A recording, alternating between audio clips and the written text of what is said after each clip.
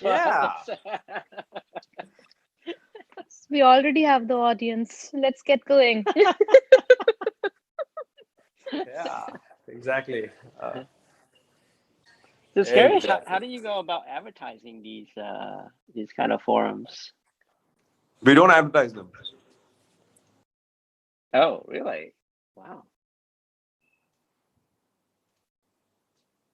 Yeah, What's up, I'm guys? new to Clubhouse, so learning the games of it. Ruchi, everybody is new to Clubhouse. Don't worry. That So, is true. That is you know, true. statistical fact, true fact, over 90% of Clubhouse users have joined post Feb. Post the middle of Feb. Wow. Wow. So almost every single person here is a newbie. This is a network of absolute newbies. And just so you know, anybody who has this like party hat at the bottom of the at the bottom of their profile, anybody who has a party hat, they are people who have joined Clubhouse within the last week. Ah, I see. That's why. Okay. So see, I'm the newest of all you. That's fine. So I actually opened the room, even though we said we'll wait for some time, because I realized that none of the IK folks can actually enter unless they are members of this club. So we'll wait for a couple of minutes, and then we'll get started. People will keep streaming in as and when they get the notification. And stuff. We are streaming this through YouTube as well. Yeah. Yep. Yes, we are. We've already started streaming it. Awesome. Well, welcome YouTube audience to this as well. Yes. So Ruchi, this is a little bit of a social experiment for us. We are going to keep trying to do these rooms and keep trying to drive value for the audience. And I think as Clubhouse grows, the hope is that more and more people will come in and we'll be able to help more and more people. Okay. What's up, you all? You're on mute. We can't hear you. Yes, I'm doing well. Thank you. How are you, Ryan? Very good, very good. I'm just waiting to try and get the vaccine so that I can return to normal life. Have they opened up to folks that are under a certain age, or what's? I haven't been following too much. No, I think it's very much by age. I think it's different in different locations as well. So guys, sorry, I realized that I had not opened the room. I've just opened the room. And so now everybody's learning, right? We're all new here. Exactly. And so I think folks are starting to stream in now. So we'll give it a minute or two as folks keep streaming in, and then we'll get started. What's up, Vineet? Good to have you back. Thank you, Ryan. Good to be back. Vineet's a veteran of this room. So is Hien. Hien, you've done 2 of these? This is the second one. Yes, mine too. Vineet? Second. Yo, I thought you done 3. Okay, I thought you done 3. Yeah. You'll soon find that the most talkative person in this room is Soham. I'm always the most talkative person in any room, Ryan. I know. It's very difficult for me to get a word in. I'm never the smartest, but I'm the most talkative. That's Well, you said it, I didn't. yes. Of course, I said it, right? Of course, and I proved the point by saying it, right? Yes. So you're smart enough to say it. All right, guys. You know what? Let's start it. We have folks jumping in, right? All right. For those of you who've just joined, very warm welcome to all of you. My name is Ryan. Soham and I run Interview Kickstart. Soham, you need to go on mute. So Soham and I run Interview Kickstart. Our goal is to do these rooms once a week, get people together, have a good time, and talk about topics that matter to people's careers. We don't only talk about interviewing oriented topics. In fact, I don't think we've done a single interviewing oriented topic till now. The goal is to just take on these really hairy, difficult topics and have exceptional folks come on and explore these with us, right? Today's topic is as challenging as it gets. It's managing difficult conversations at all our workplaces. We have Yuval, Vineet, Hien, Richie, all folks who are part of the instructor panel, the coaching panel, the teaching panel at Interview Kickstart. They all have extremely pedigreed backgrounds. I'm going to ask each one of them to introduce themselves. And I'm going to start with Soham. You want to say a quick hello, and then we'll move to Steph, Yuval, Vineet, Hien, Richie, and then we will jump right into today's conversation. What's up, Soham? Hey, thanks, Ryan. Hi, guys. My name is Soham. As Ryan said, Ryan and I run Interview Kickstart for the last about 6+ years or so. And before that, I was at Box. I happened to join them very early, and I left at the time of IPO. A good ride there, and I've also worked at some other companies in the past, like eBay, a short stint at Microsoft as well in my as an intern and such as well. I've also worked at non-tech company as well. So yeah, that's roughly, and yes, I've had lots of difficult conversations too from both sides. But yeah, so I have never met somebody who has thought more about careers, and in particular technical careers, than Soham. It's unbelievable how much Soham thinks about this and the level of depth that he thinks about this at, and hopefully all of that's going to come out in our chats today. Steph, what's up, Steph? Hey, Ryan. Hey, everyone. I'm Steph. I manage operations at IK, and I am helping to build our community. And so I'm helping to set up all of these rooms for everyone. So thank you. Steph's the backbone of everything that we do for the community. So all the value that we are able to generate is thanks in large swaths to Steph. Steph, thank you so much for setting this up as well. Yuval, I think he's going to have the most interesting things to say. He's one of the most interesting people I've met. Man, a few words. But Yuval, you want to take a minute to introduce yourself? Thank you, Ryan, for the exaggeration. So my name is Yuval. So Soham mentioned that he was at Box. So I was at Box too. That's how I met Soham. He actually interviewed me at Box. Box was my first startup. So in my career, I worked for big companies like Microsoft, Google, and Airbnb, and I worked on in smaller companies, startups, right? Because when I joined Box, we were, I think, about 40 people. So after Soham started IK, he asked me to join IK as a teacher. Awesome, Yuval. Very good to have you here. Vineet has the unique distinction of being a student and an instructor now at IK. Vineet, thanks for showing up, dude. Why don't you introduce yourself as well? Yeah, sure. Thanks, Ryan. My name is Vineet. As Ryan said, I've been a student at IK. I loved it a lot, and I was fortunate to give it back, and I'm now an instructor at IK. I hope and love to participate in events like this as well. I am right now a software development manager at Amazon, and before that, I worked at Bloomberg for 10 years. Awesome, Vineet. Thanks for coming back again. Hien, somebody who loves to teach. Been teaching, I think, before IK as well, and now at one of the fastest growing startups in the Bay Area.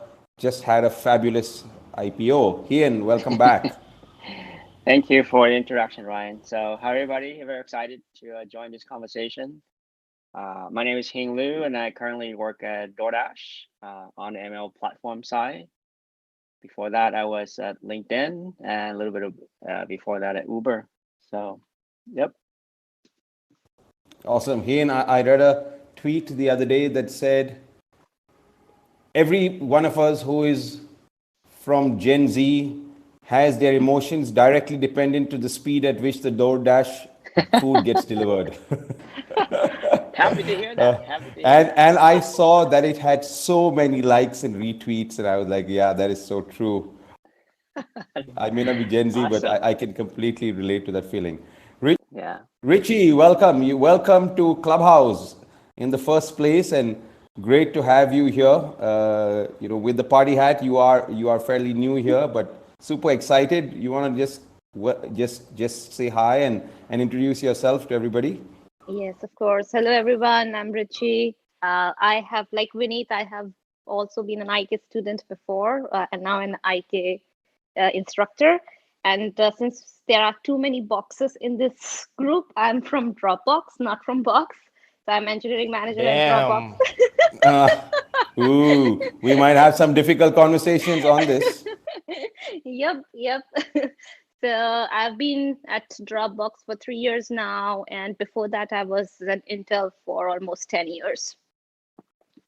Awesome. Great to have you here, Richie. Hope to see you in many more of these. So there you have it, folks. We have people from a bunch of really, really interesting companies, different backgrounds, and obviously, given the success that they've seen in their careers, this couldn't come easy. Now, what we're going to do today is, there are a whole bunch of different difficult conversations, right? They could be feedback conversations, they could be promotion oriented conversation, OKRs, sometimes difficult conversations with colleagues, could be difficult coaching, mentoring conversations. Work is just a bunch of series of difficult conversations. Let's just put it that way, right? And the goal today is to try and figure out how do you set yourself up while having all of these. We're going to do this in a little bit of a unique way today. I think Soham is going to share, to start off with, a couple of conversations that he has had in his career, which were in his mind quite challenging, right? And he's going to actually put himself out there and ask the rest of the folks to take a dig at him and say whether he handled those conversations well or not. It's a very interesting way to tee this off, and then obviously we'll just get this into a free-flowing discussion. In about half an hour or so from now, right, maybe half an hour, 40 minutes or thereabout, we will open this to anybody who has and everybody who has questions. So guys, if you have questions, just raise your hand, right, and we'll keep bringing you up to the stage. I see we have a lot of successful IK alums here. Anand, welcome back, folks, or people who are in the audience. And also, please, guys, show your love. Follow all the speakers and the moderators on stage. Richie, Vineet, Hien, you all new. Let's share the love and follow them. And with that, let's get started. Soham, over to you. What are the first set of challenging conversations you want to put out? Thank you, Ryan, for setting this up. There is one that doesn't leave me, actually. And I'm going to put it as neutral as I can. I would love for people here, Vineet, Hien, Richie, Ryan, you as well, you all, to tell me how I handled it. So there was a time in my career when I was a new manager, and there was somebody with me who was not performing super well. At least it was borderline questionable, and there was a bit of pressure on me to either sort of make them sort of situate better or free up the requisition. And so that was it. Being a new manager, especially, it was somewhat of a difficult conversation for me to have. And I broached it with him, and I said, "Dude, you need to buckle up. These are some of the things that are happening, and we can't go on for too long. I mean, it's in sort of nicer words, certainly." And then he said something. He said, "So I understand. I need your coaching to get better at this." And I said, "Dude, I'm not your coach. You just either perform or you don't perform, right? And we need everybody to perform, right? Otherwise, the company doesn't work." Again, slightly nicer words. I'm certainly paraphrasing. And after that, he almost shut down after that, and he sort of went away without much conversation.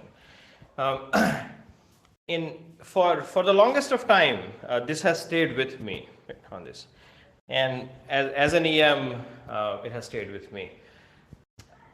How do you think I handled it? That was a difficult conversation, not just for me. It was also a difficult conversation for him. How do you think I handled it? How do you think he handled it? Vineet, do you have any thoughts? You have any thoughts? Ian, Yeah, Richie? may I? Yeah. Yep. Um, Vineet, let's Yeah, start Vineet, with go. you. Yeah. Yeah, Vineet, let's go with you first. Vineet, you all, he and Richie, let's go in that order. Okay, cool. Yeah, this is definitely a tough situation, and I think every manager has faced it at some point or will face it at some point. Regarding your conversation, like you mentioned a couple of times, you paraphrased it, so I don't know exactly what you said, but one thing kind of stood out. That was that you refused to provide coaching to him, right? And I think that is not Yeah. something I would recommend to anybody. Like, yes, we need to hold our engineers accountable. We need to make sure that they're performing up to the level. But at the same time, we also want to be fair in terms of pointing out what are some of the areas that they are struggling with because of which the task is not getting done. And like us, we are, at least from the outside perspective, we know that, or at least as a managers, it's our job to know that, okay, this is an area where this person needs growth or needs some help. And it is our job to provide them, guide them, not spoon feed them a solution, but guide them in finding the right way to approach certain thing and bridge that gap. That's my opinion. I have other thoughts also, but I would let others speak. Soham, I Yuval. have a quick Oh, question Ian, to yeah, go follow for up. it. Yeah, Yeah, quick go ahead. question for Soham before I provide some comments. Why does it stick with you again, Soham? It stuck with me because it was like a very subjective opinion in my head. Like, am I as an EM, am I a coach or not? I mean, certainly not a topic for today, but Mm-hmm. for quite some time, I didn't think myself as a coach. Right? I just thought myself as a manager more than a leader and a coach. Um, I see. and so one can debate that sort of both sides also. In a Mm-hmm. fast growing company, do you need ready-made products, or do you have to like spend months and years coaching people and stuff? But that's why I see. it stuck with me on this. I can kind of understand in a fast-paced environment, right? You need to able to deliver, so focus on your effort and energy to work with team member that actually can contribute. So I can kind of understand from that perspective. A few comments I can share, like based on what you said, that person asked that you to coach him. I think that's a good sign when you are in that difficult conversation with someone that's performing not at a level we expect. If they are engaged, I think that's a good sign that I look for. If that person would like to improve, if and then we see that, I see that, then I do want to help that person. If that person is not engaged, then definitely a different kinds of conversation. So I think coaching can be in different capacities.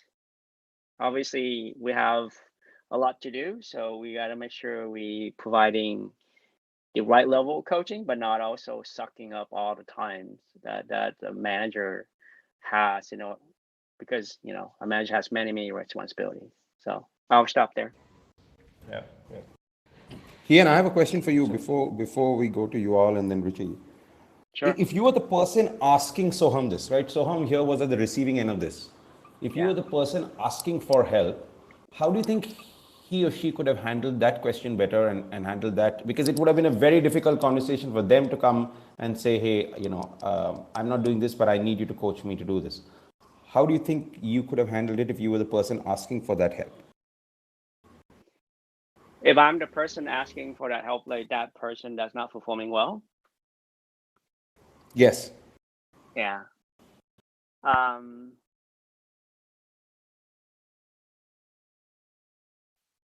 if someone told me that I'm not performing well and I'm going to ask them for coaching, I think that person needs to work with the manager as well to figure out exactly that that that he or she's not performing well.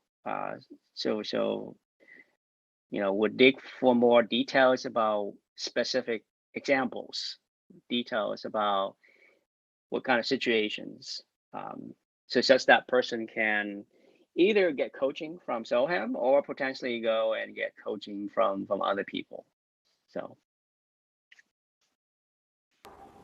Okay, Yuval, you wanted to respond to Sam? Sure. On one hand, I think that Sam did the right thing. A manager, I don't think, can be a coach because a manager is in charge of evaluating the employee.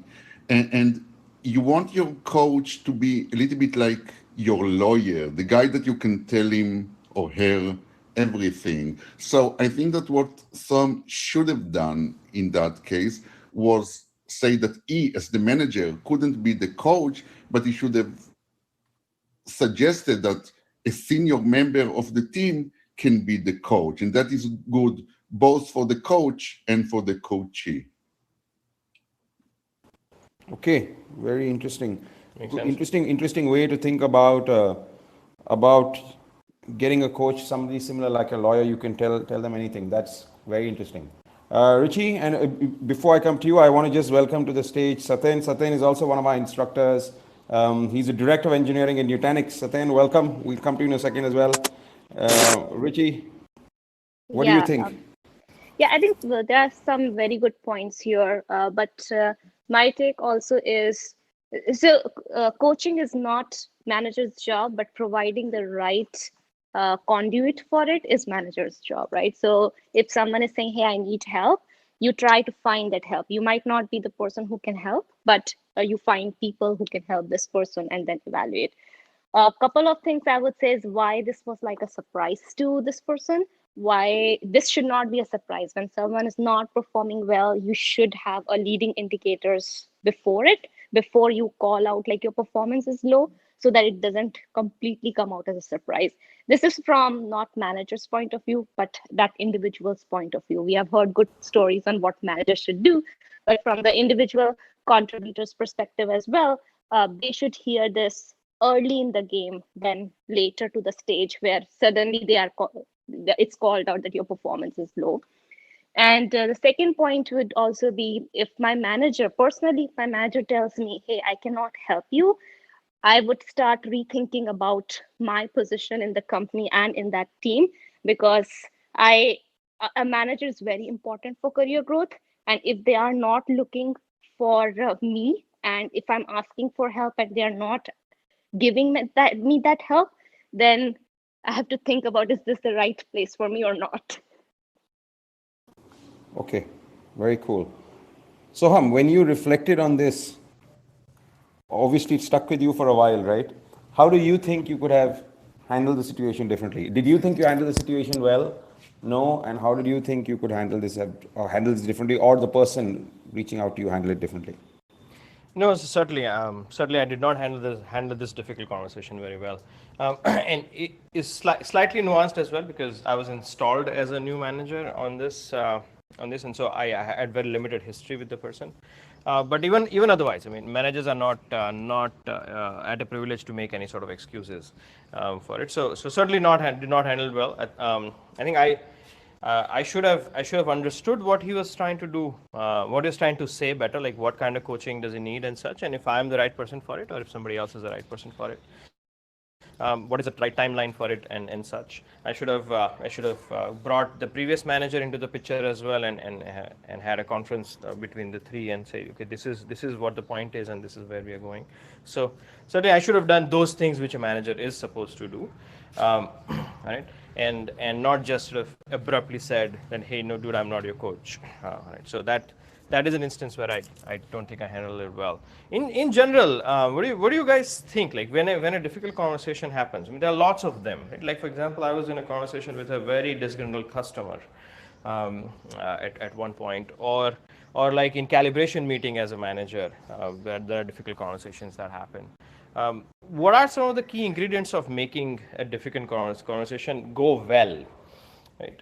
If you maybe cite specific examples you guys might have to say, look, I tried this, it went well because of X, it did not go well because of Y, and such. And in my case, for example, it just did not go well. I was just simply not thinking straight about it. Certainly, sort of no experience handling it at all, and but a lot of reflection after that, and I'm doing better now.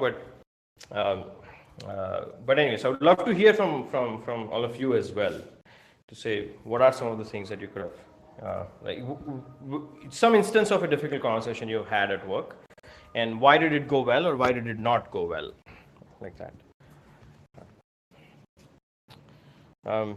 Let's see. So let me jump in here. I have Yeah. an very interesting story.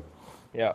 When I started my career, right, it was very unique. I started my career in a very high-end strategy consulting firm, and I was very young. I was 19 and a half. So I was a good 5 years younger than everybody else at my level, right?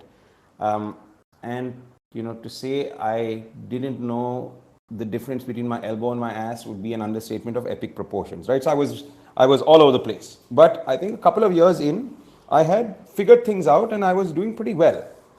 But I had this project where I had a really tough manager, right? And this was a very, very tricky situation. I had no clue how to handle it at the time. So the project went very well. I thought I had done a really good job. And so did my client at that time. However, my manager didn't think that, right? My manager thought I had not done a very good job, and it came as a big surprise to me. So when he evaluated my performance on the project, he actually came back saying that I needed improvement. Okay, and this was a big shock for me. I actually walked into the room and I said, hey, the client says I've done a really good job. I think I've done a really good job. And this was a little bit of a complicated situation because the manager at that time was somebody who managed upwards exceptionally well. And he was known to give poor ratings to people below him and showcase that the work had been done by him, right? But anyway, I went into the room and I said, hey, this is not something that I expected, and I think that you should change this. And he looked at me and he just sat there for a couple of minutes and he just said, no, I don't think so. I don't think we need to change this. And this had a serious impact on my rating. Now, in the same case, 1 year later, I was in the same position on another project, right? Where the manager had given me a good rating, right? But I thought I deserved an exceptional rating. This time I went to the conversation, but I was experienced in the previous conversation, and so this time the conversation ended up going really well. And I remember this very clearly because very similar kind of manager.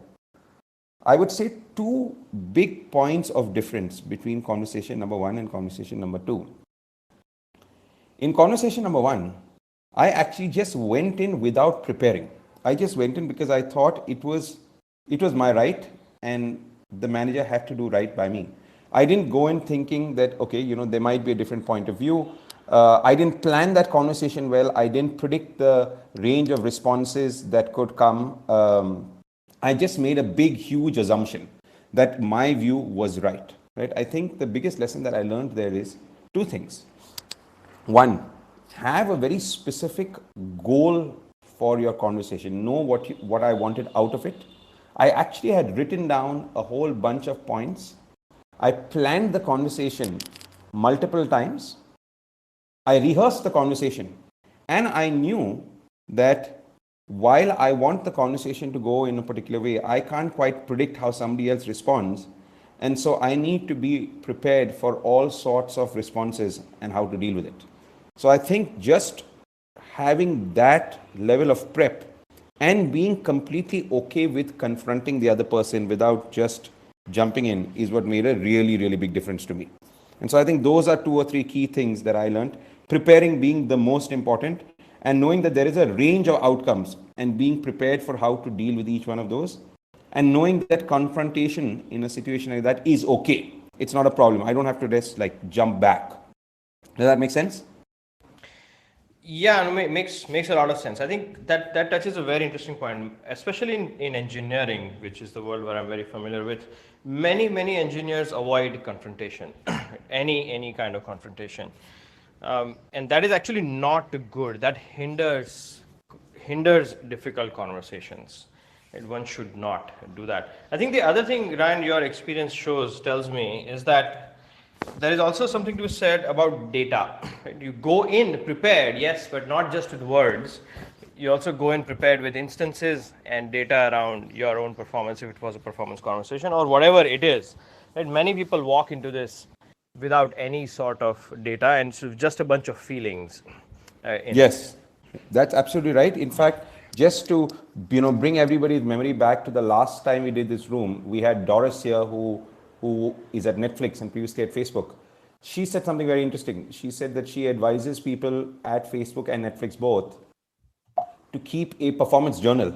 So you keep tracking down and writing down stuff that you've done, so that when it comes to the conversation, you have a track record of what you've been doing. Yeah, so you're absolutely right. I think keeping data very important. Yes, very important. But I'll so just add, oh, yeah. Yes, sorry, Richie, go ahead.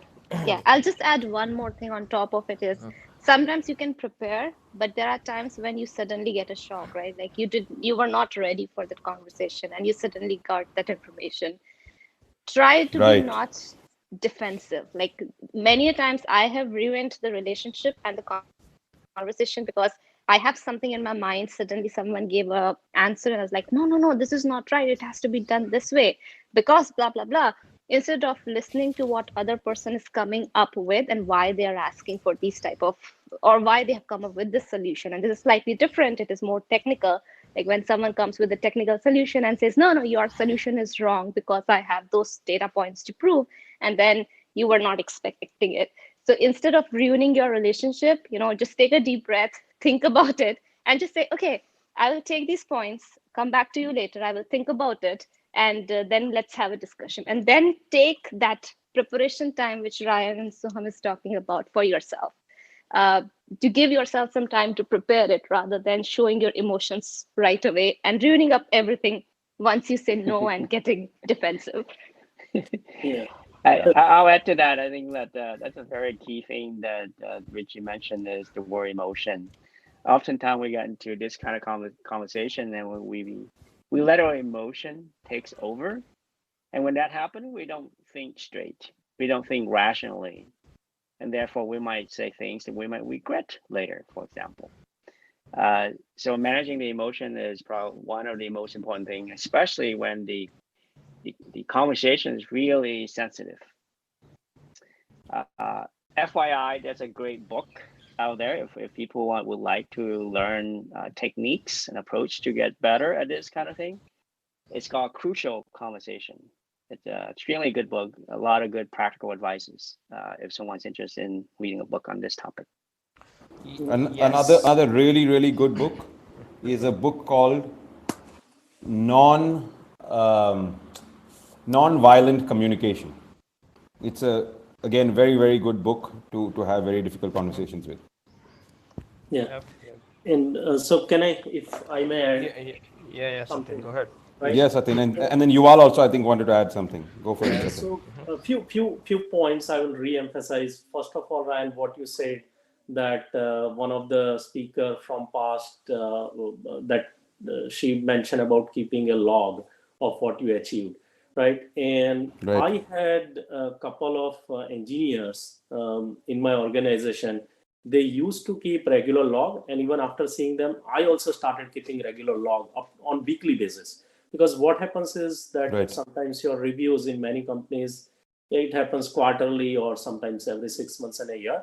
And you are so much engrossed in your day-to-day work that sometimes you forget when those kind of conversations come, you really forget what you have done, right?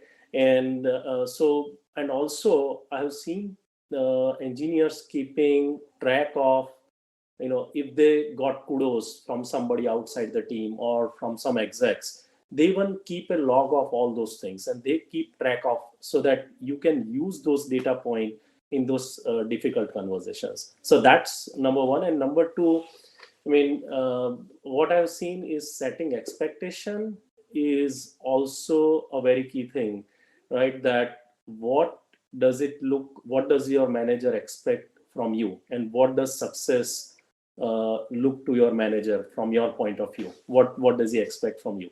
So if you know that in advance, right, little bit, then you know that you will avoid the chances of getting into those difficult conversations, right? Sometimes your manager is expecting something altogether different, and what you are doing is altogether different, right? And there is a big disconnect, right?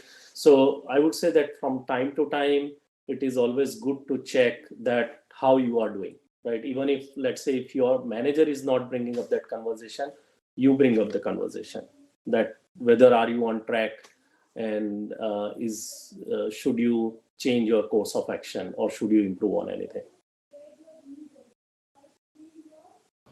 Okay, very cool. Yuval, you wanted to add something earlier? Yes, yes. Sam was talking before about engineers that have problem in confrontations, right? Confrontation. But I want to talk about first level managers that have the same problem. So sometimes the engineer, the IC, doesn't understand during the review period, say the half a year or something like that, that actually management is unhappy with him, or not as happy as he thought they were, okay, and only finds it out at the end of the period or from the manager's manager. So I would say that for the ICs, be careful of your manager being a bit too friendly, because then it is quite possible that the manager is actually not as happy as he looks like, and you'll just learn about that later.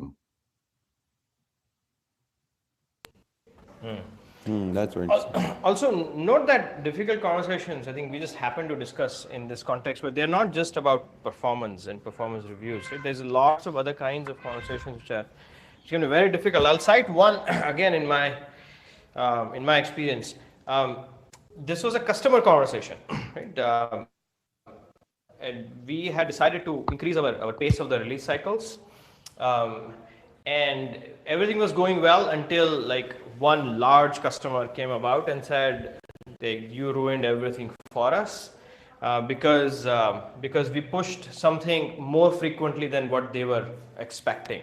And it's not like we had pushed or we had changed anything, any feature or any of that. We had changed certain placements of buttons on the page. Right? Links and buttons had changed. Some just a visual changes had been made to a page, and they were expecting it to be pushed like every month or so, and we had switched like every week or every like twice a week release cycles, and so it went live way earlier than what they had expected, and they were really mad at us. First of all, I didn't understand why they would be mad at us, but so by the time it reached me, because I was in the bowels of engineering at the time, like why would so my manager comes to me and says, "So, do you want to handle this conversation? This is a really mad customer. He's a Fortune 500 company." And by the time it reached me, it had already been a few days. They had sort of been navigating the entire system at this to get to the right person and talk to that right person. And so some funky reason, the right person happened to be me, and I had very little context on this at all. I went into the conversation. First of all, I was quite worried. Like I had never taken a conversation with a customer like that big, and so the first step I did was to talk to my manager in more detail to say, like, what is this customer? Why are they mad? What's the point? Like, he even didn't know, like, why are they mad exactly? There was something to do with some UI changes is the only thing I got out of it. But he said something really good that actually made me feel comfortable. He said, "So don't worry about it. I have had Justice Department mad at me. This is just a customer. Right? Just go there, do your best." Right? Now, I didn't really understand the importance of that at the time, but once the entire episode was over, I realized that just that one statement made me feel a lot more comfortable going and talking. What turns out, this customer served U.S. Army, a certain part of U.S. Army, and they were training U.S. Army on certain things based on certain documents that were uploaded in the product, and they had created screenshots and they had created printouts on where the links and the buttons would be, so that they would still be able to go through this if there were any sort of network issues and things like that, or so there was some of their it was actually just their process to do so. Right? They were not like as tech savvy, and they didn't assume that the products are going to be available all the time everywhere because of internet connection issues and such. So the other learning there was to really sort of just dig into why they are mad. Many people actually don't do that. Like they just hurl into the conversation and they just produce an opinion, but letting the customer speak, letting them voice their exact situation, why they are mad, and then basically guiding them to actually their own thinking as well. Right? And then I explain my positioning of why I moved to a very fast-paced release process and why it is going to help them a lot. That's when they settle down, right? To say, yeah, that sounds fine. Looks like sort of it is net positive for us and you as well. So another learning there, I mean, two learnings from that example. One is that if you have someone who you can prepare for a conversation, you can and you should. Like for example, my manager told me something really simple, but helped me quite a bit put this into perspective. And second is listen. Like listen and don't just always give in like that. Like because it is possible that the reason this is happening is also because it is actually net positive and the other person simply doesn't understand it. And take the time to actually explain to the other person. Like that was the other learning out of it. Like that. Any other examples or any comments on that? Yeah, just one small comment. So, your example reminded me of a line from Stephen Covey's book, 7 Habits of Highly Successful People. I think one of the habit is seek first to understand, then to be understood. So many times, like I'm guilty of myself of doing this, is when you see that the conversation is difficult, before hearing what the other person has to say, you are putting up your defenses. You're already preparing for the rebuttal, but not hearing what the other person is saying. And I think that's what you highlighted right now, that understanding what the other party is saying, or the intention behind that, or the impact behind that, understanding that, maybe taking notes or something, and then providing your point of view, or at least conveying that you understood their issue or their situation, and here are your reasonings. I think that is definitely a way that works. It's easier said than done, but I completely agree with you. Yeah. Like the other person is not dumb. Like, so you can explain things to them. You're absolutely right. Yeah. Sorry. I think sometimes this is great. Like sometimes you just have to listen. Maybe you don't have any answer. Maybe there's someone who is in front of you is wrong, completely wrong. But you just listen, empathize with them, and after a while they will get back on track automatically. Just don't coming back to emotions. Just start not showing emotions at that time. Just hear them. All they want at that time is someone to hear me. That's it. Yes. No, absolutely well said. Yeah. So not responding and not letting your emotions get the better of you is a really valuable thing to know, but unbelievably difficult thing to do, right? I mean, we all know that we shouldn't let our emotions get the better of us. Yeah. But it is like, I mean, you should hear, Richie, you should hear Soham and my conversations. You'd think that we absolutely hate each other and we are going to, be at each other's throats 24/7. And then 5 minutes later, we're completely fine, right? It's like, hey, dude, so how's it going? How's Rajvi? How are the kids? So, it is very difficult to let your emotions not get the better of you. There is one interesting thing that I was, told a long time ago that made a real difference. And I just want to lay this out there as a very specific tool, right? In terms of how to not let the emotions get the better of you. And that is, separate what is being said from who is saying it. Yeah. Right? So So Wonderfully said, yeah. don't judge the person. Understand that the person is in a context, and really they are just so separate how the person is behaving from who they are. For example, just to for ease of explanation, let me take this example of Soham and I, right? Soham is my co-founder. We have our interests completely aligned. We both want the best for each other, and so that is known. That is the person, right? But what he is saying, what I am saying at any point of time, may not quite reflect that person, but it's just what they are saying. So try and separate what is being said from who is saying it. And when you do that, I find that that is a very specific tool that I can use that helps me like control and curb my emotions. I think Richie, you mentioned another one, which is just breathe, and that is also a really good tool. Yes, for those of you who have kids, there is a really good kids book. It's called The Rabbit Listened. You should try and read it. It's actually really nicely portrayed. Just this point that Richie made. Just listen. That's all. So I'm on that. Then this, you guys are going to really laugh when I say this, but one of the best investors I've ever met, right? He gave me a wonderful piece of advice. He said, if you want to learn to have tough conversations, right, go and watch this YouTube video and buy this book. The book is called, and the video is called, How to Talk So Kids Will Listen and How to Listen So Kids Will Talk. Yeah. That's actually a classic. That's a classic. It is absolutely a classic, and I can't, one could absolutely replace this with saying how to talk so colleagues will listen and how to listen so colleagues will talk. It is, it is absolutely remarkable. Okay, so what I'm going to do, just in the interest of time, I think we have a couple of people in the audience who have raised their hand. Let's just bring them up, right? Take some of their questions and keep going. This is a really fascinating set of conversations. So we've got Anand and Abid. I'm bringing both you guys up. It'll take like a minute to have them come up, but yeah, all right, guys, you're on. So Abid, let's start with your question. I think you've actually been waiting for a while, and Anand, let's get your question post that.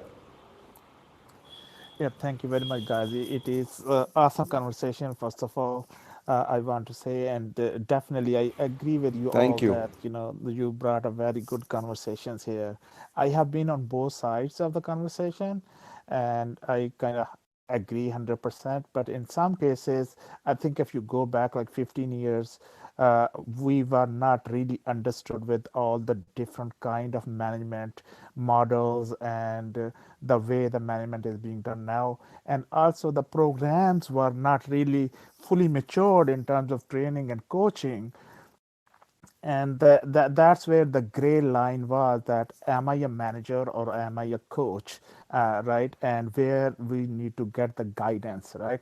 Now in these days we have a lot of principles. Everybody from top to bottom is looking for that. We are looking for a success, and everybody is looking for, okay, my team is successful, that mean I am successful, right? So I am going to go back to the patience, right? You gotta be patient enough to listen to, because sometimes the uh, hard conversations happen, and then someone is going to come back and explain things. Maybe a month later, 2 months later, when someone is going to realize that I did it, and now I should explain why I did it, right? So that's where your emotions are going to come down to the bottom. Then you are going to say, oh, okay, it was fine. And because of those business values, sometimes confidentiality agreements or higher level people do not want to let you know what is going on from top, right? So there could be some authoritarian model that it just came back to them, and they gave them, okay, this is what we are going to implement, and everybody is going to follow. There was no consensus built during the inception of the project or anything such, but that's what it is, right? So it is just that, I'm going to go back to Richie, and you guys brought up a very good point, that just be patient, listen, and do not go with the emotion. After some times, everything is going to go fine, and you will have a very good moments and time, in your hand. Thanks, Abid. Thanks, Abid. So I think that was just appreciation of the points brought up. Anand, did you have a specific question that you wanted us to tackle? Yeah, my question for Soham is what happened next? Like, did that guy turn around the his career? If yes, how? If not, like, how can you influence him to turn it around? Like, what is the ideal scenario? Like, how did he end up winning? Because ultimately, all of us want to win in our careers. Second is how much of the company orientation or boot camp is a failure is a failure for this guy. Like, how the setup probably also wasn't the good fit. Like, the team fit. He didn't have a proper mentor or a proper team that could they could get along and perform the best. So there are a bunch of external factors. So I want to look into those also. We want to analyze it completely, not incompletely. Anand, certainly, just that I just want to keep on point here. So we wanted to talk more about managing difficult conversations, and we can talk offline about sort of what exactly the situation was with that person. But I will give you the punchline. I think one flaw in that particular individual was that he assumed authority in his conversations when there was no authority he had. There are many people who have this flaw. Again, not really, I think, a part of this conversation, but there are many people who talk as if they have authority when they actually don't have the authority. They can't really sense the room or the people in the conversation and such. And that was one of his habits to do that, and that is why a lot of people were also annoyed when he talked. Even when he talked sense, right? People were annoyed because of that habit. Now, having said that, you're right that not everybody succeeds in all environments on it, and one has to find that environment where they can succeed. Okay, So I have a question for actually everybody here, and I think this is one of the toughest conversations to have at work. How do you say no? Because you especially, let's look at COVID, right? People are working from home. You have remote is new for everybody. You have challenging stuff with kids, right? And obviously, as somebody mentioned to me the other day, work from home has now become I'm staying at work, right? That's really how this has evolved. And so when somebody, whether it's a manager who is genuinely coming up with a genuine request, whether it's a colleague, whether it's somebody who is your skip level, regardless, right? How do you just push back and say, hey, no, my hands are full, I cannot really take this on? And maybe the flip side to that is, or I can take it on, but I am not going to be able to do this in the timeline that you mentioned. So how do you just say no when you genuinely have a reason to say no? And anybody just take this and try and give some specific examples where you face this and how you've handled this. I can give very quick. I will not not too deep, but very similar to this COVID example, right? When initially,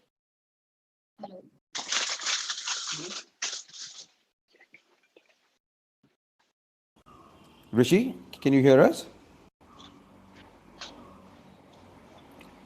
Rishi, we can't hear you. Can you guys hear her, by the way? No, can you? No, I can't hear this. can you hear me now? Yes, we can hear you now. Yes. Sorry about that. Yeah, No problem. so it was a simple example where when COVID started, my son was at home. He's 3 years old, so he needs attention full time. And me and my husband divided the duties. Okay, in the morning I will take care of the kid, in the evening someone else, right? So when all the meetings come to me in the morning, I literally have to say, hey, 9 to 12, I cannot take any of it because I have childcare. But the same things, if you push it in the evening or in the afternoon, I will gladly take it, right? So just be transparent to them, saying, hey, this is my situation, but it's not that I'm saying no to the work. I'm excited that you're giving me the work. I can only do it during these hours if it is hour related, or during this period of time. That is very interesting. So Soham taught me something very interesting, by the way, on this front in terms of, linked to what you were saying, Richie. Soham has this thesis of stay on your side of the net. And I think you put it very interestingly just now. I'm very excited to do this work. I would love to do it. I'm just not in a position to do it right now. So it's not like a hard no. It's a soft no. Soham, you're saying something?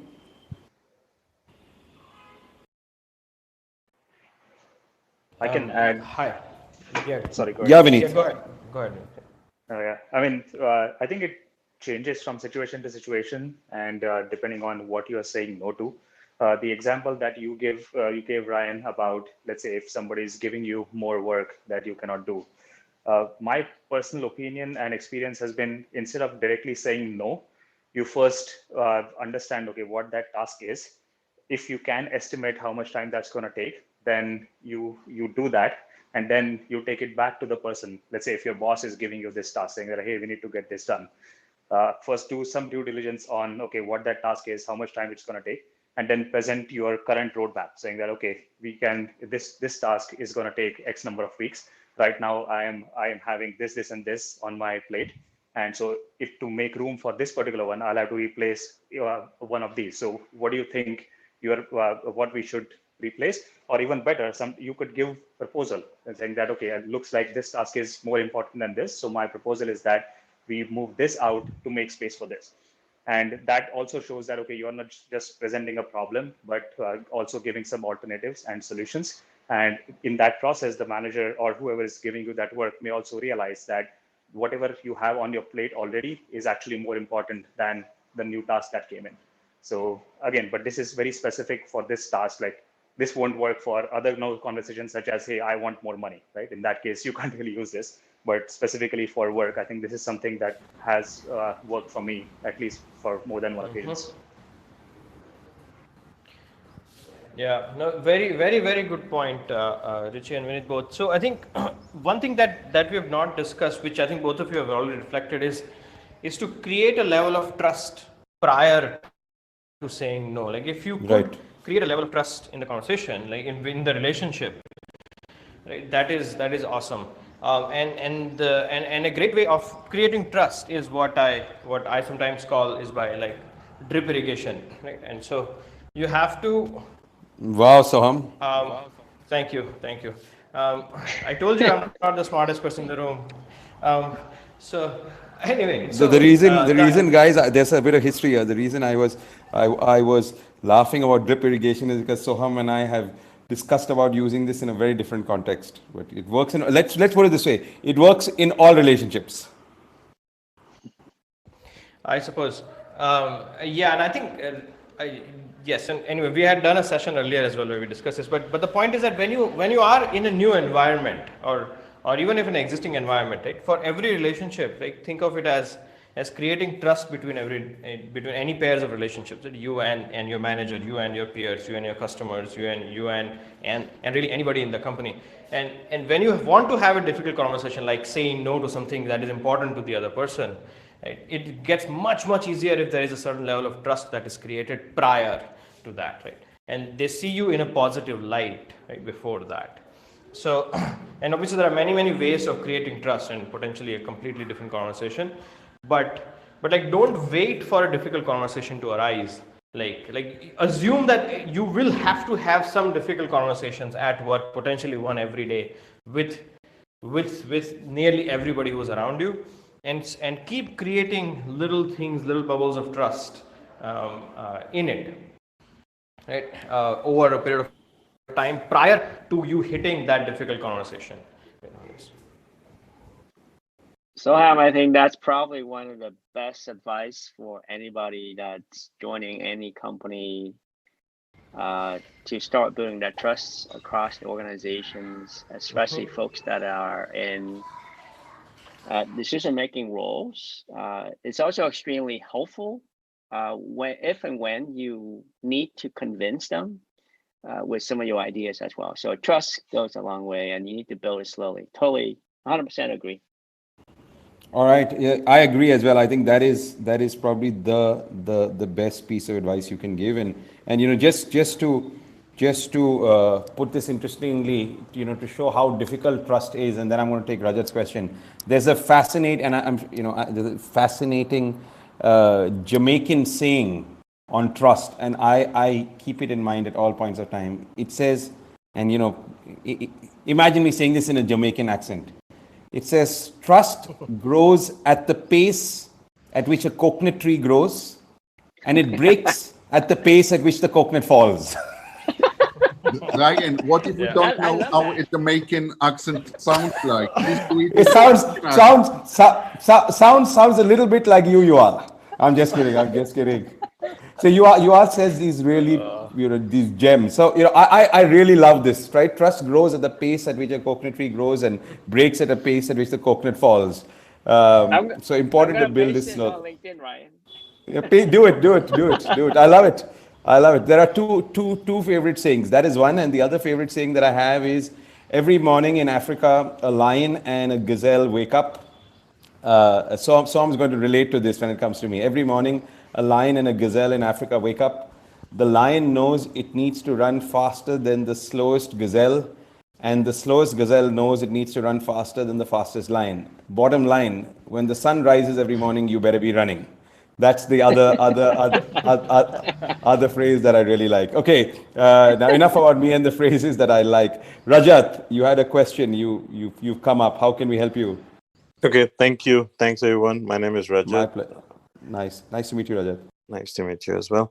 So yeah, I think great conversation, great stories, great conflict resolution ones. Uh, Quickly wanted to know, I know we talked about a customer conflict story as well, what Soham talked about, and there were different views. I would like to know, this customer, of yours, I know I'm not going deep into it, but another scenario where customer has made a decision to part ways, right? I mean, it depends on the extent or the intensity of the situation of a customer, right? uh, I know data points really help when you go in a customer conversation. What happens if somebody's like, oh, I want to just part ways with you, right? It's not working, this relationship's not working. I know we don't want to go into the background what happened, but I would like to know, how do you handle such kind of a situation when he's like, done, we're done, and what do we do next? I can go, but it seems like I've babbled a lot. Anybody else has any thoughts around it? I have some thoughts, but I probably babbled more than you, so I will wait and see if anybody else has a chance. In general, in the lifetime, I would give that to you. Correct. So true. Right. Okay. So let's say, and Rajat, there is also another question on the YouTube channel where it is streaming. How do you handle a conversation when the other person sort of comes in with a completely finite or finalized mindset, right? To say I'm done, right? Or like a manager comes and you know that they are not going to listen to you. Like Right. that's not one of their things in it. Um, you know, let's see. That question doesn't have many pretty answers, right? Like it's one is a lot of that. The result of a lot of that difficult conversation is going to be directly proportional to the level of trust that has been created so far. And if a customer has come to a point that damn, I'm just going to leave, right? There is a lot to the story in it. And the idea is to dig into that. So what would I do is I would dig into the story, right? I would start the conversation, try and get their confidence first, and try and exactly understand what happened and what unfolded, right? And then I would with that detail and with that data, I would get the other side of the story of why that happened. And when I dig into details, almost always it boils down to either somebody just made an honest mistake somewhere, right? Or it was just a clear misunderstanding of things. Right? 99 out of 100 cases just boil down to this when you look into the details. And once you get that, you present exactly what happened, and that is really the only thing you can do.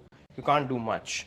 I mean, this particular case of a customer, obviously there is a lot more that goes into a buying decision than just trust or details, right? Like the pricing goes into the buying decision, like who's making the decision, is that a new person who has come in and such. And so there's obviously a very complex situation, and can't generalize advice, but typically when somebody comes into a point where you're like, I'm done and I can't do, that's it, and I just want to break away, and you really want to save that relationship, save that customer, save that instance, like you have to just get into details. Like I personally don't know any other way of doing this. Ryan, do you have anything else on that? No, I think couple of things to keep in mind, right? Very good question. People coming in with a fixed closed mindset. I think two things in terms of this specific customer example. Sometimes, so the default thought process is, oh, I must convince this customer not to leave, or I must convince this person otherwise. People don't take leaps in their thinking. They take micro steps, right? And so in this case, and I won't repeat the whole thought process that Soham mentioned. Obviously, you have to dig into it, try and figure out. I would actually just work to shift their mindset a little bit, right? And just try and help them get to a point where they say, okay, at least get them to reconsider their decision. That is it, right? It's very difficult to go back and say that, okay, you'll make them change their decision completely. I want to actually link this to another question that has come on the YouTube stream. Then Soham, I think Navdeep has a question. He's just come up.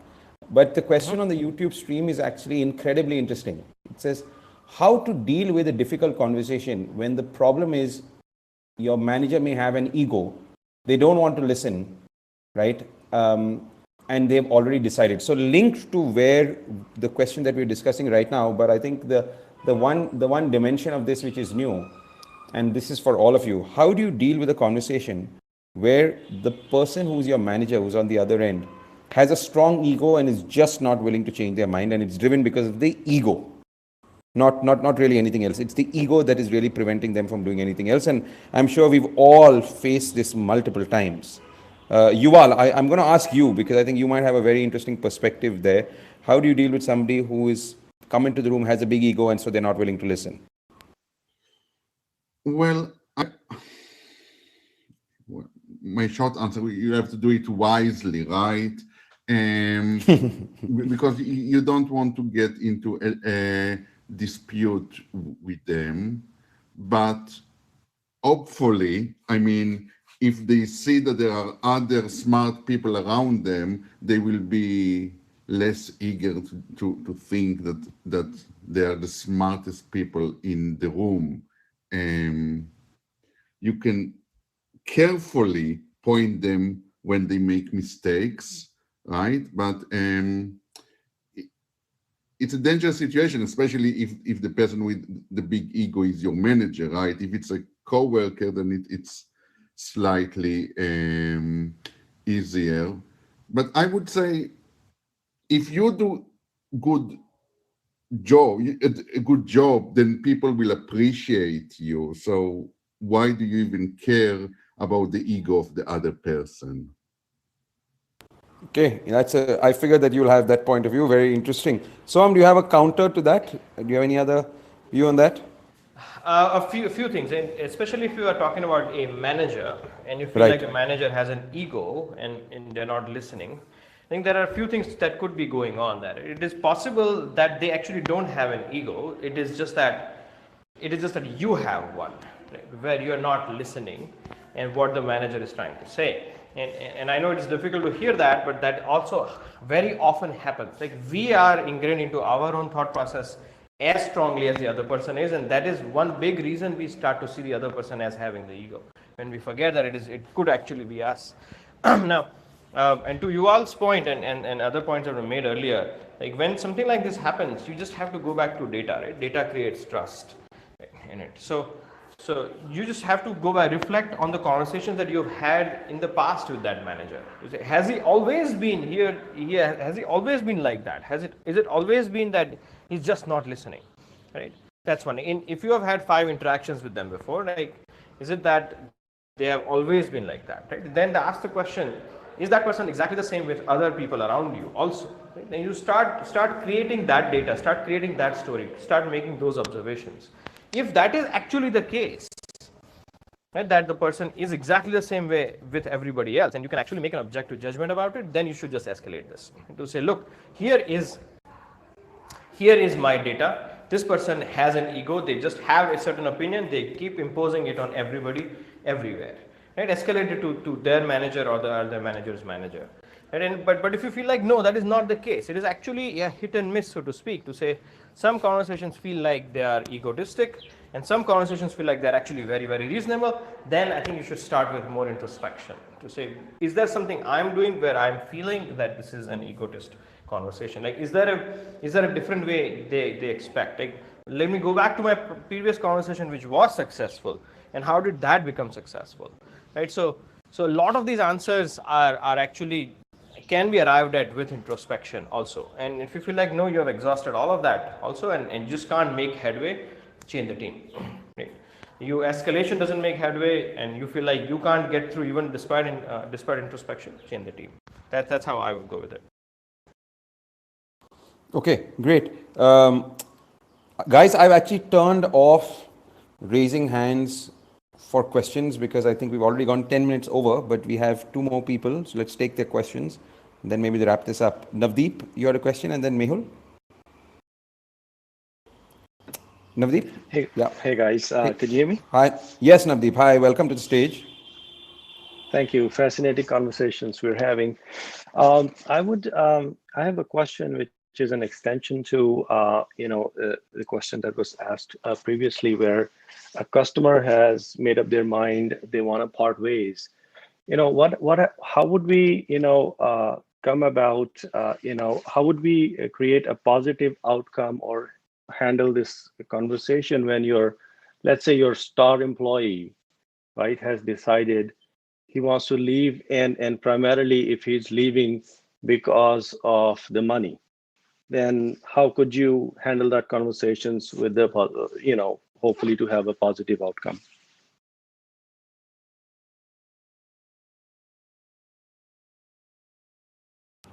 Okay, so your star employee or star team member wants to leave because they have got an opportunity which pays them more. That's the question, Navdeep? Yep. Okay. Any of you guys want to take this? Soham, you want to take this? Yuval, Vineet? I have some points on this, but I'll maybe wait for you guys to answer it from an engineering perspective. I mean, usually such conversations happen, or you find out that this person is leaving at the last moment, right? Like, it is very difficult to change somebody's mind when that person has already accepted an offer. And if let's say, if you like, there are very few things that you could do at that stage, in my opinion. And one thing that you could try to see is money really the only reason because of which he or she is leaving? And are there any other circumstances or lack of opportunities, or many that money is obviously one of the reasons, but there could be other reasons as well. And potentially you could do a counter offer. Like, sometimes I've seen that being presented, but I personally don't know anybody who received a counter offer, they took that and they stayed with that company. So I'm actually not sure if anybody successfully managed to retain an employee just by giving them more money. So Vineet, I actually, I'm going to bring in Soham here because Soham, Satyen, did you have something to say? Yeah, I had something to say. So Yeah, go for it first. Yeah, one point, what Vineet mentioned, right? That what I've seen is that it is sometimes more than money, right? And also try to find out, is there, offer that employee some bigger role or some challenging stuff, right? And and then also give a promise to work on the money part. Whatever you can do right now, yes, you can do, but other than that, give a promise, or at least say that, yeah, you are going to work on it, and create a plan for it. And plus also find out, highlighting their work, giving them more opportunities, giving them more responsibility, will it keep them there? And if the employee is ready to take, then it's worth to consider. Otherwise, if employees just stick to the money part, then it is questionable that, without even if or she is a star employee, but even without trying to contribute more, if money is their only motivation, in long run, is that person really ever going to stay in the company for a long time? That's something you need to consider. Also, just sorry, one more question and comment. I don't know whether I misunderstood the question. I think I agree with Satyen, but my experience is those tactics work in situations like you are having a performance evaluation or annual review, and then the person expresses that no, he or she is not happy with that money. In that case, like if you cannot just give money, then you can try different opportunities, etc. But if the situation is that the person has already accepted an offer outside and they are telling you that, okay, I'm leaving because I'm getting more money, then at that time, I don't know whether, like again, giving bigger role, etc., would would change that person's Right. mind. Have you seen those situations again? Yeah, I have, at Nutanix in past twice, at least the employees they considered and they stayed back.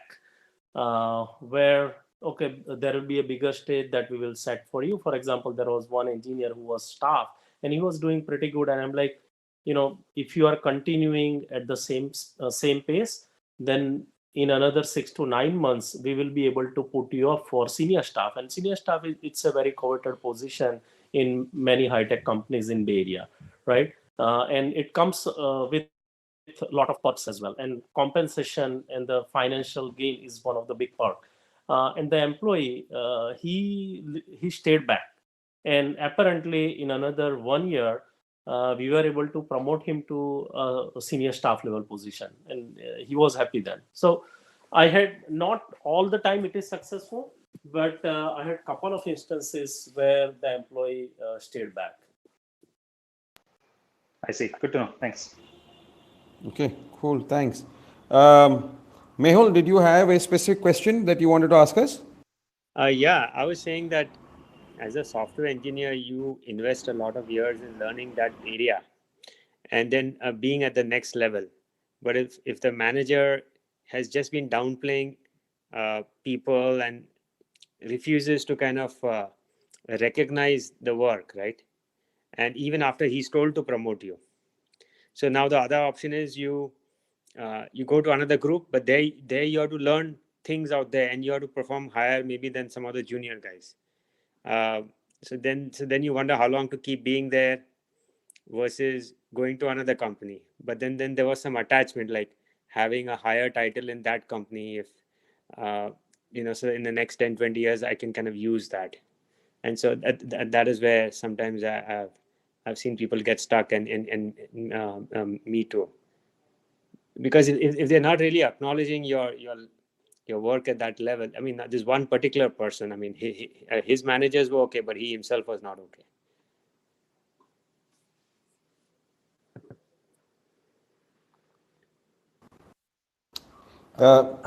Som, you were saying? No, I was just I was just going to thank Mehul for that comment. Mehul, there was no question there, right? You just want to make a comment? No. The question was, what do you have to keep doing to kind of melt that guy's, change that guy's opinion? Because having invested 1 or 2 years more, because if you change the group, then you have to learn a lot more to perform at that level in another group. And so sometimes you wonder whether to keep staying in that same group. So that is what the question is. So what should you do to change the opinion of your manager if they are not seeing you in a positive light? Yeah. So I suppose again loaded question, Mehul. And certain I'm like most things I like to do is start from first principles. In here, they are not seeing you in a positive light. Why? Like there was likely over a period of time something was built, right? And are you saying that you honestly just made a few mistakes or whatnot, and that's how it was built, or are you saying that just a new manager and they just didn't know enough? Like, So I think Mehul's actually back in the audience. I don't think he can answer. Okay. So maybe just assume and then just keep moving. That's fine. Okay, yeah, sounds good. Sounds good. So if it is the former where you've actually just made over time a few mistakes, and that is why your performance may not be seen in a positive light compared to your peers, like you just have to just own up to them, right? And do other things which are more positive and over time drown out the negatives. There is no other way I know of doing that. Create trust, like with again with drip irrigation, little things like here and there, little things, just try and build up more and more trust. Don't claim a lot more, don't assume authority when you don't have, because you have made those mistakes in the past. And such, and do more positive things, get more things off of their plate, and get involved in more opportunities to make a more positive impact, on that. And so that's sort of the line of thought I would take there. On the other side, if you feel like no, you have not made any mistakes here, this is just like a subjective opinion, then then ask yourself this question: is it just more a personal thing between the two of you, or is it like a general thing? Right? What is the opinion of your peers and such? Like a 360 feedback would help really well in that case. Is it just an isolated to isolate the opinion? If it is actually an isolated opinion, then a 360 feedback would be really helpful to do. You could do it formally, you could do it informally, right, as well. But generally, if you feel like you are the only one being singled out, it is largely either a personal thing that they are holding against you, right, or it is actually the 360 feedback will tell you that everybody else also holds the same opinion, right? In that case, obviously solutions are different. So I hope that helps. All right, guys, I think we should wrap this up. This has gone on well over an hour. Great set of questions.